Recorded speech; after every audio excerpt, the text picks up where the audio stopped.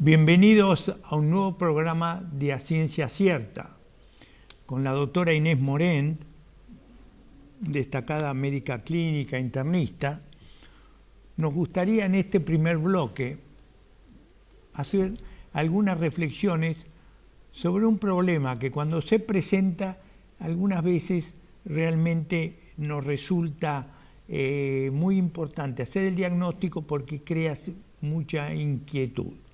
Me refiero cuando aparecen adenopatías o ganglios, sobre todo en el cuello, en los adultos jóvenes o en los adultos mayores, en el ganglio, en la axila o en las ingles. Cuando hay adenopatías de un tamaño mayor del habitual, ¿qué se piensa? Bueno, lo primero que vemos es cuántos sectores de la persona, del cuerpo, tienen ganglios que se pueden tocar. No es lo mismo tener un solo sector como el cuello o un lado del cuello que tener ambas axilas, que tener la ingle, que tocar dos órganos del abdomen aumentados de tamaño, que también son órganos linfáticos como el hígado y el bazo. Y tampoco es importante, distinguimos los médicos o también cómo es cuando tocamos el ganglio, si es un ganglio blando, si es un ganglio que es duro, pétreo, que da mucha resistencia. Básicamente nos orientamos con la edad del paciente y con los territorios afectados a ver qué investigamos. Sí, lo que a mí me parece importante es tener presente algunas causas infecciosas que siempre estudiamos en estos pacientes y que cuando podemos hacer el diagnóstico nos da mucha tranquilidad y tranquilidad al paciente. Una es la mononucleosis infecciosa, que es una infección producida por un virus que se observa habitualmente en los adolescentes. ¿Cuáles son los síntomas o signos primordiales?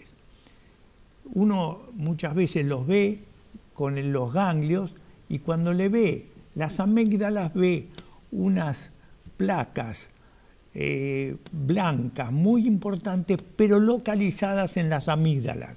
Quiere decir que eso es una característica importante de la mononucleosis infecciosa. Adenopatías con una amigdalitis exudativa importante. Algunas veces estos pacientes tienen una voz gangosa por la inflamación de los tejidos linfáticos y algunas veces inclusive edema palpebral. Cuando tenemos un paciente con estas características, se hace un laboratorio, análisis de sangre y análisis serológico. Hay un hecho que es muy interesante. Lo primero que se altera en el análisis de sangre es la presencia en unos linfocitos reactivos, linfocitos grandes, en el frotis hematológico. Quiere decir que cuando tenemos un paciente con estas características, tenemos que ver frotis por hematología para que nos digan si hay linfocitos reactivos o no. ¿Saben por qué? Porque muchas veces este dato es previo a la aparición de los trastornos serológicos. ¿Cuáles son los habituales trastornos serológicos? Bueno, el aumento de la serología del EPNA positivo IgM, en el cual nosotros podemos ver que el paciente está cursando un evento agudo de mononucleosis, o el monotest positivo. O el monotest positivo. Cuando tenemos un paciente con mononucleosis infecciosa, muchas veces uno dice, ¿cómo se contagió? Por eso se llama la enfermedad del beso, porque las secreciones muchas veces tienen el virus de la mononucleosis infecciosa, pero como habitualmente muchas mononucleosis son asintomáticas, es muy poco frecuente o es raro que veamos un caso secundario. Habitualmente lo que decimos es que uno puede tener el virus, contagiar, pero realmente los casos secundarios son poco frecuentes. Habitualmente uno sabe que el contagio se produce durante la primera semana. Por eso, si el paciente es un adolescente que va al colegio, durante una semana le decimos que no vaya.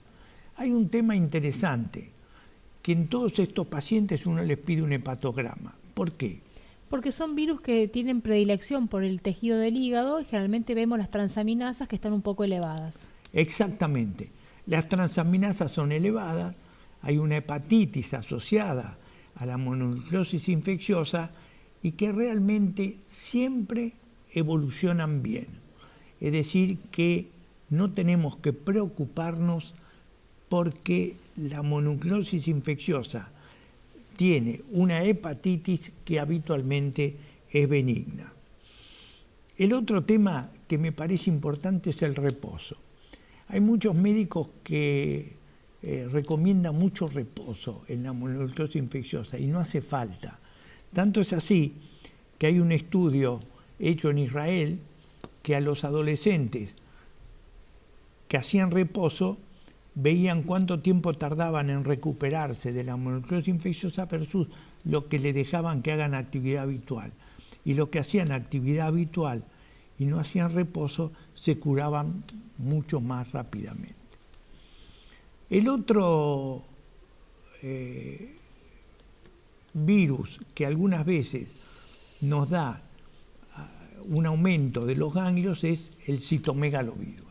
Exactamente, doctor. ¿Cómo se presenta? Se presenta parecido a la mononucleosis, pero no hay angina. Habitualmente lo que tiene el paciente es un gran decaimiento. Cuando lo revisamos encontramos ganglios positivos, vemos alterado el hepatograma y también encontramos serología para citomegalovirus positiva en la fase IgM. Sí. Lo que es interesante, que muchas veces nos preguntan cómo uno se contagia del citomegalovirus. Y algunas veces uno se contagia de los pañales de los recién nacidos que muchas veces eliminan el virus y que uno al manejar los pañales uno adquiere el virus que después uno lo presenta. Un tema muy importante e interesante del citomegalovirus es lo que tú decías, el cansancio o la fatiga asociada a este cuadro. Muchas veces tenemos que saber que la hepatitis no es importante, pero el cansancio sí, y que algunas veces dura 2 o 3 meses el tiempo que uno está muy cansado. El otro tema de las adenopatías es el de la toxoplasmosis. La toxoplasmosis es una infección que hay un momento que puede ser importante, pero después no. Puede ser importante si uno la adquiere durante el embarazo y no la tuvo antes. Por eso nosotros siempre le recomendamos a las mujeres en edad de embarazarse hacerte el estudio de la serología de la toxoplasmosis. Porque si es positiva, quiere decir que están protegidos o como si fuesen vacunados. Y si es negativa, tenemos durante el embarazo que controlarlo cada 3 meses para ver que realmente no tengan una infección por toxoplasmosis durante el embarazo.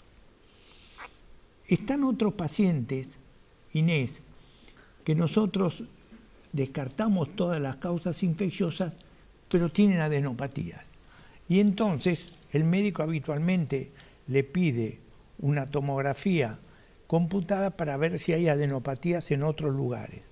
Algunas veces hay y otras veces no hay. Pero cuando no sabemos y la persona es un adulto, ¿qué se hace? Bueno, la indicación primigenia cuando no sabemos qué es sacar un ganglio y mandarlo a analizar. Ese ganglio se hace por una mini cirugía, se extrae el ganglio, se puede vivir sin un ganglio, no hay ningún problema. Y habitualmente el ganglio se parte en 2 partes. Una parte va a cultivo para gérmenes que no habitualmente, no, por ejemplo un germen de la tuberculosis, y la otra mitad va a anatomía patológica, y de esa mitad que va a anatomía patológica, una parte va a una biopsia especial y otra va a lo que se llama citometría de flujo, que es una técnica que permite ver qué tipos de linfocitos hay. ¿Por qué? Porque a veces los ganglios reaccionan no por una infección, sino porque hay presencia de tumores adentro de los ganglios, como por ejemplo los linfomas. Los linfomas pueden ser generalmente de dos grupos, lo que le llamamos Hodgkin o no Hodgkin, todos tratables, todos con posibilidades de recuperación y remisión. Lo importante es el diagnóstico. Y a veces los ganglios nos sorprenden porque buscamos un linfoma y nos encontramos con que tiene una metástasis de otro tumor, que a veces no sabemos dónde está el primitivo. Por eso es muy importante en el ganglio no hacer punciones y ver lo que sale en una agujita, sino sacar el ganglio completo para su buen análisis. Me parece, Inés, que lo que tú has dicho es tan importante que a mí me gustaría destacar. Mis queridos amigos, cuando tenemos una enfermedad que se manifiesta por agrandamiento de los ganglios, lo primero es descartar las causas infecciosas. Fundamentalmente la mononucleosis, el citomegalovirus y la toxoplasmosis. Y cuando no podemos hacer un diagnóstico de una causa infecciosa, como muy bien lo dijo Inés, no hacerle la punción, sino una biopsia del ganglio que tiene que ir a anatomía patológica, a microbiología y una parte de la que va a anatomía patológica va a citometría de flujo. ¿Saben por qué?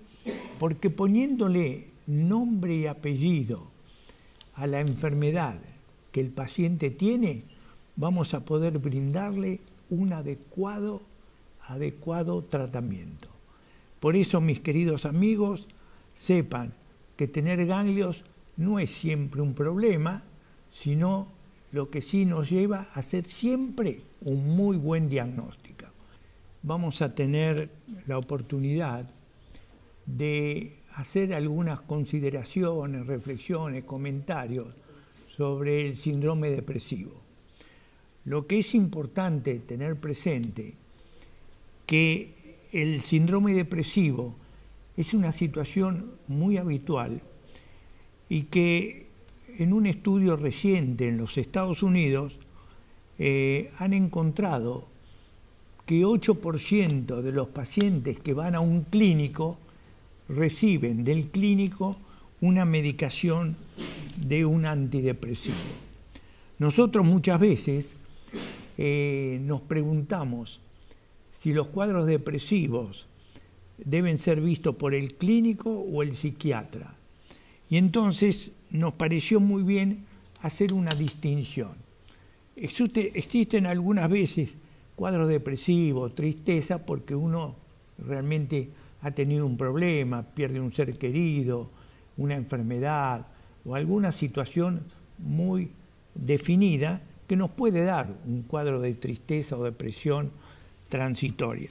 Pero cuando ella se instala, a nosotros nos parece que es una situación que debe ser evaluada y manejada fundamentalmente por los psiquiatras. Por ello, vamos a tener el privilegio durante este bloque de escuchar al doctor Miguel Equisián, quien nos va a hacer algunas consideraciones a través de un tape que él grabó al respecto. Escuchémoslo. Hola, ¿qué tal? Buenas tardes. Es un gusto estar con ustedes nuevamente para considerar algunos aspectos de lo que comúnmente conocemos como depresión. Una palabra que está tan popular y está tan gastada que a veces perdemos el sentido de lo que realmente significa. Por supuesto, en algún momento de la vida es esperable que uno pueda estar deprimido, es decir, las funciones psíquicas en baja, especialmente la atención, la concentración, el humor, el pensamiento hacia adentro con introversión. Puede ser por un montón de causas y esto queremos explicarlo. A veces puede haber causas psicológicas, es decir, pérdidas reactivas, lo que conocemos vulgarmente como el duelo. Es esperable que reaccionemos así. Estas son las causas psicológicas. También hay medicamentos que pueden dar depresión. También hay cuadros hormonales que pueden incidir y pueden ayudarnos a que nuestro sistema biológico del humor esté en falla y caigamos en depresión. También puede haber causas de tipo médicas, hay enfermedades que cursan inicialmente incluso con depresión y después de 6-7 meses puede estar apareciendo algunas enfermedades. Digo algunas porque son una lista innumerable, pero tenemos el Parkinson, la diabetes y otros cuadros hipotiroidismo, en donde lo primero que aparece es esta tristeza vital, esta falta de voluntad. O si no, lo contrario, que parecería no ser depresión, pero es un nivel de ansiedad insostenible que hace que la persona esté irritable todo el tiempo y después de un tiempo entonces de vivir así empieza a claudicar y caer en depresión. A veces duelen los órganos, se van quejando los órganos en forma alternada, uno, otro, gastritis, colitis, hemorroides, cefaleas, diferentes cuadros hasta que al final todos los profesionales le dicen, mire, usted no tiene nada, y lo que la persona tiene es este cuadro llamado un tiempo atrás por depresión enmascarada, hasta que finalmente la persona muestra su humor, se deprime, y entonces todos allí recién se dan cuenta que está depresiva. La verdad es que desde el año 2000 se ha declarado que la depresión tiene tratamiento. También hay otras causas para la depresión. Está la depresión involutiva, se da especialmente en las personas mayores, y también la depresión por causa espiritual.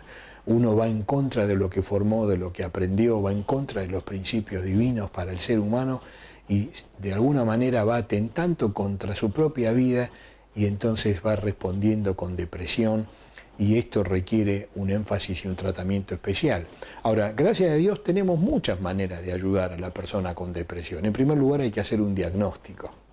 Y en este sentido yo quiero hacer énfasis porque muchas veces, por supuesto hay que trabajar en equipo, el equipo médico, el equipo de salud mental, en donde aquí incorporamos al psicólogo, pero siempre es importante que un médico, y si puede ser un médico clínico o un médico psiquiatra, puedan darle la tranquilidad al terapeuta que no está prolongando algo que tiene un diagnóstico médico y que puede recibir una ayuda específica. Hoy desde la medicina se ayuda con antidepresivos, en donde hay que hacer primero un buen diagnóstico y hay que elegir el mejor fármaco antidepresivo, que los hay y muchos, pero cada uno tiene una indicación precisa.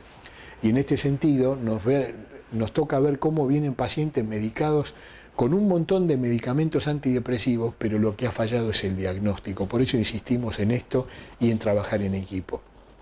También es muy importante que la persona sea acompañada para mirar su vida interior, no solo porque tiene que entender su vida, sino también para mirar adelante. Y en esto es muy natural que la persona depresiva tenga el vicio de mirar para atrás y muchas veces ver cosas donde no las hay. Esto no es porque es difícil el pasado, sino es porque el ánimo depresivo hace que uno se torne melancólico, obsesivo, ritualista y empieza a girar. Y aquí hay que ayudarlo a que deje de hacerlo, mirar para adelante. Entonces fíjense, tratamiento, un buen diagnóstico y tratamiento médico, psicofarmacológico, tratamiento psicológico, psicoterapéutico y tratamiento espiritual.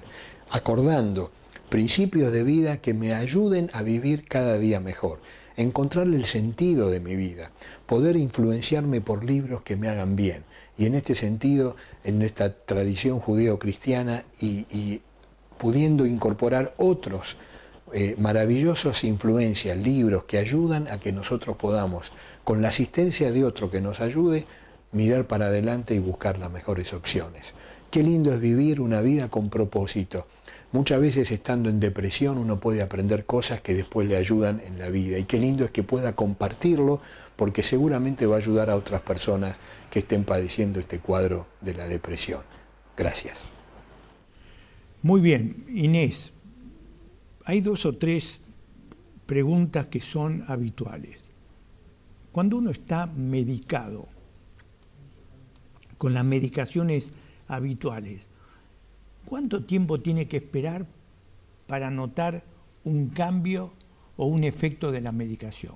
Bueno, los antidepresivos modernos, los médicos decimos que no antes de 4 semanas. Entre la 3ª y 4ª semana de la toma plena, uno debería notar cambios. Digo toma plena porque a veces los médicos no empezamos con la dosis total, sino que empezamos con medio comprimido para que el paciente adquiera tolerancia al medicamento, que lo acepte, y desde que empieza a tomar la dosis plena calculamos entre 21 a 28 días para que podamos notar algún cambio.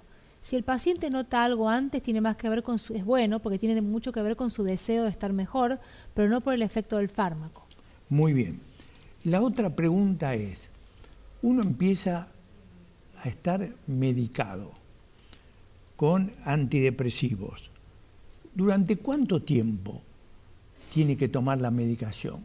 Bueno, uno ve qué tipo de depresión tiene y qué paciente es, pero tratamos de no darlo menos de 6 meses y no más de 2 años. Y habitualmente en el segundo año vamos bajando la dosis, a veces se cambia el medicamento, pero un periodo podría ser entre 6 meses y 1 año y medio, 2 años.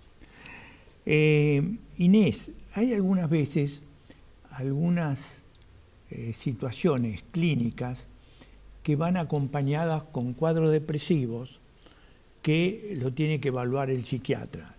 Y me acuerdo mucho de un cuadro que es el síndrome de fatiga crónica, que son situaciones donde una persona durante varios meses siente como que tuviese temperatura, en general menos de 38 grados, y se siente muy cansada. Y nosotros en esas situaciones hemos encontrado fundamental la evaluación con un psiquiatra para que nos diga cuánto de depresión hay en estos síndromes de fatiga crónica y qué medicación debe tomar. Así es, doctor. Realmente los pacientes estos mejoran con un antidepresivo porque se dice que aumenta el nivel de serotonina en sangre y en el sistema nervioso y eso los predispone mejor a estar con menos dolor. Sí, y la otra cosa que también los ayuda a muchos de estos pacientes son los antiinflamatorios, que muchas veces se asocian a los antidepresivos, pero que es muy importante la evaluación junto al clínico del psiquiatra para definir bien el camino a seguir. Hay un hospital que en estos momentos está muy de moda porque es la Casa Cuna o Pedro de Elizalde. ¿Qué nos podés decir? Bueno, el hospital se llama Pedro de Elizalde, para todos es Casa Cuna porque fue fundado con el objetivo de contener a los niños abandonados. De hecho, había como las mamás que necesitaban dejar a sus bebés, los dejaban como en una canasta que pasaba a una habitación especial sin que se vea a la mamá para darles albergue. Pedro de Elizalde fue un pionero en todo lo que es la puericultura, tuvo la primera cátedra de puericultura de Sudamérica, fue un hospital pionero en Sudamérica. Para todos Casa Cuna es el Pedro Elizalde, ahora se erige en Constitución, en el barrio de Constitución, pero estuvo antes en la calle de Perú y Moreno en sus primeros inicios. Sí, lo que a mí me hace acordar también es que el hijo de Pedro de Elizalde fue profesor de pediatría y fue uno de mis profesores, que yo lo disfruté mucho. Mis queridos amigos, muchas gracias por acompañarnos y los invitamos a un nuevo programa de A Ciencia Cierta. Gracias.